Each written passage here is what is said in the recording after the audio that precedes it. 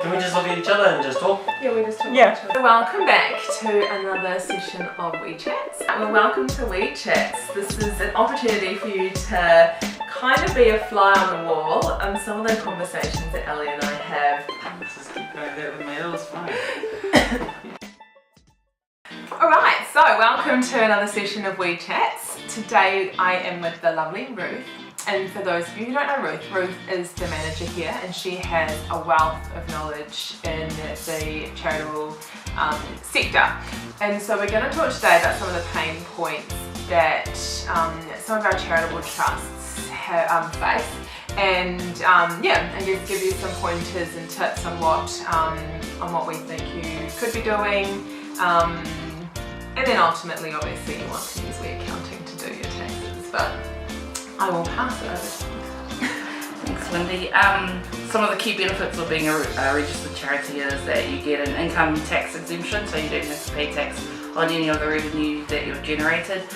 You also get the credibility of being a registered charity, so by following the compliance steps of being a registered charity, that kind of helps your funding prospects. Coupled with that great credibility that you receive, there's also compliance regulations that you have to meet, and having worked with some of our clients, I've noticed that some of the key things that they're not quite aware of is having to file their annual return within 6 months of balance date, and some of the challenges or information that is normally required is to file the trustees' date of birth and their residential address, and I've noticed that quite a few trustees are quite reluctant to provide that information. They don't really want to give out, I guess, personal information, thinking that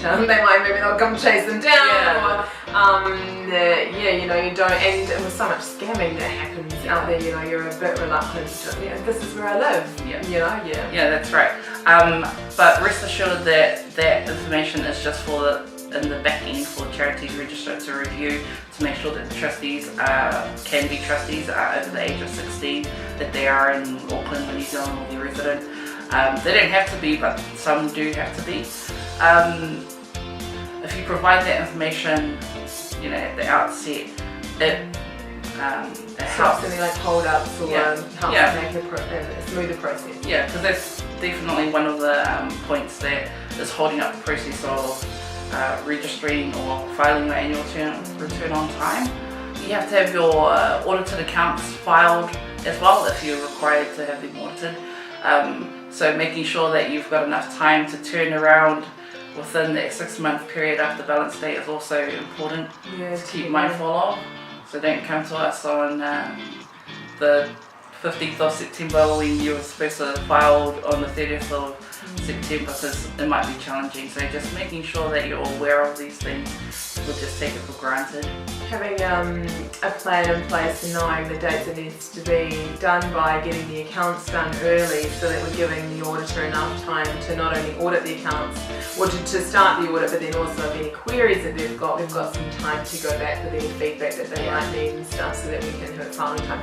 What happens if a company or a charity is supposed to file by the 30th and it's not? Like, what are the implications to the charity by not complying? They run risk of becoming deregistered, which then means that they lose their tax exemption status and that they lose all this credibility that goes with becoming a registered charity. But in saying that, the registrar, in my experience, has been quite lenient if you have open communication with them. So if you get your accountant or yourself to touch base with them, and don't hide under the rock and think it's going to go away. It's not going away. And so I know that the charities changed a lot of their reporting, and with that we ended up with an influx of people saying, can you guys please help me because I've got this charity and it's been deregistered. Tell us a little bit about that process of re-registering a company. Like, why do they not want to go down that road? Like, what? It's so cumbersome to go through a re-registration process. It's better just to work through with the charities, once they've issued the warning letter, they have to go back and start from day dot to bring in all the information. It's just so cumbersome. And is there anything else that we need to let our charities know? As part of your charity requirements, there may be a requirement to have an assurance engagement, so like an audit or a review, but that depends on different criteria. So for example, if you earn over $1 million worth of expenditure, if you incur $1 million of expenditure, then you're required to have an audit. Yeah. If you have less than 500,000, or between $1 million and 500,000, then you're required to have a review. And if you're under 500,000, then there's no assurance engagement required. But if your trust deed or your source documentation says that you have to, your founding document, then you might be caught by that. And so, because we had this a little bit right, but from what I have dealt with is they can go back to their trust deed and make an amendment in that trust deed so that they don't have to have an audited account. Because if you're not making the bracket, unless you absolutely have to, that is quite an expense. And so if you get a review instead, then at least you know it's being checked. It's a little bit less costly until you do get into that bracket. That's right. That's absolutely right. And I guess having an assurance engagement is good governance. So maybe instead of having it annually, you can consider having it biannually or every 3 years. But I'm saying that it is a cost, and you're right, like if you're in the lower end, it's probably a cost that you can't afford at that point in time. But yeah, as you start to grow, don't forget about that. So